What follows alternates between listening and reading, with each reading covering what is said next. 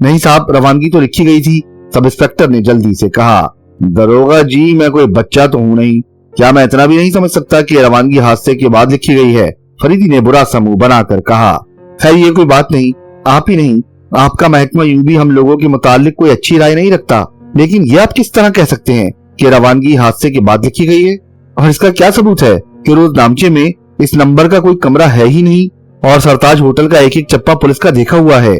उस जैसे बदनाम होटल का नक्शा तो मेरे ख्याल से मामूली कांस्टेबल के जहन में भी होगा, क्योंकि पुलिस मुतादिद बार उस पर छापा मार चुकी है। असल वाकया मुझसे सुनिए। आप लोग बगैर पूछगछ किए मुलजिम के साथ चल पड़े थे। बाद में सुधीर साहब को उस गलती का एहसास हुआ।